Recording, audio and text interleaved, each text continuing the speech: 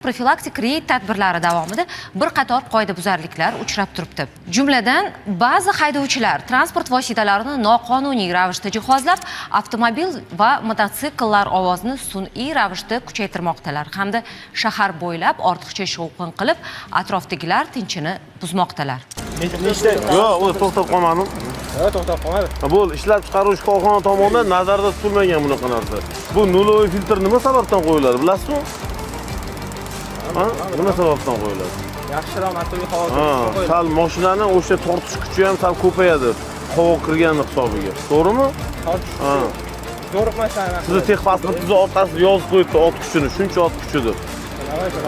Ishlab chiqaruvchi korxona tomonidan nazarda tutilmagan sizni mashinangizni vaqtinchalik saqlash uchun jarimadan qo'yilib turiladi. Ma'muriy javobgar to'g'risida kodeks 125-moddasi 3-qismiga asosan. Toshkent shahri Mirzo Ulug'bek tumani Mahatma Gandi ko'chasida YPX inspektorlari tomonidan xizmat tashkillashtirilib, sirena, migalka va qayta jihoz bo'yicha xizmat tashkillashtirilganda, transport vositasi to'xtatib tekshirilganda qo'shimcha ravishda jihoz o'rnatib olganligi aniqlanib, holat bo'yicha YPX inspektori tomonidan ma'muriy bayonnoma rasmiylashtirildi. Hozirgi paytda vaqtincha saqlash uchun jarima maydoniga joylashtirilmoqda. Bu kabi tadbirlar Toshkent shahri bo'ylab davom ettirilmoqda. Primatok o'rnatilganmi? Yo'q, turistalik-ku bu. Zavod qiling. Neytralga qo'ydingizmi? Neytralga qo'yib zavod qiling. To'xtang. Ovozini kuchaytirib, primatok o'rnatgansiz. Hech nima qilmaganman. Tegishli ruxsatnomasiz. Tushundim, ovozi baland-ku buni. Zavoddan qandoq kelmas, shundoq chiqqan. Hech nima o'rnatmagansiz. Yo'q. Bu turistalik endi ko'pchilik tushunmasa kerak. Originalida baribir nima desam bo'ladi? Turistalik Xitoyniki shunaqa chiqarilgan o'zi. Ovozi baland bo'ladi. Ovozi baland bo'lsa ham hamma narsasini qilib qo'yganman. Olasizlar, yoqib ko'rsanglar bo'ladi. Dedektivlar bo'ladimi? Hamma narsasini ko'rsataman. Bundan boshqa ortiq bo'lmaydi.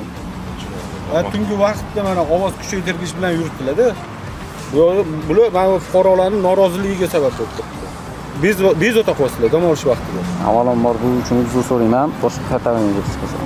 Mototsikl transport vositasi to'xtatib tekshirilganda qayta jihoz o'rnatganligi ma'lum bo'ldi. Holat yuzasidan bayonnoma rasmiylashtirib berildi. Ya'ni Ma'muriy javobgar to'g'risidagi kodeksning 125-moddasi 3-qismi bilan ma'muriy bayonnoma rasmiylashtirilib, Ma'muriy javobgar to'g'risidagi kodeksning 294-moddasi tanishtirildi. Fuqaroga e'tirozlaringiz bormi YPX inspektoriga?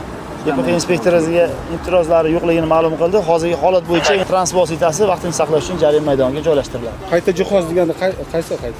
Qayta jihoz deganda buni glishitelida ovoz kuchaytirish ishlab chiqarilgan korxona tomonidan belgilangan me'yordan o'zgartirilganligi, standartdan o'zgartirilganligi tushuniladi bu holat bo'yicha.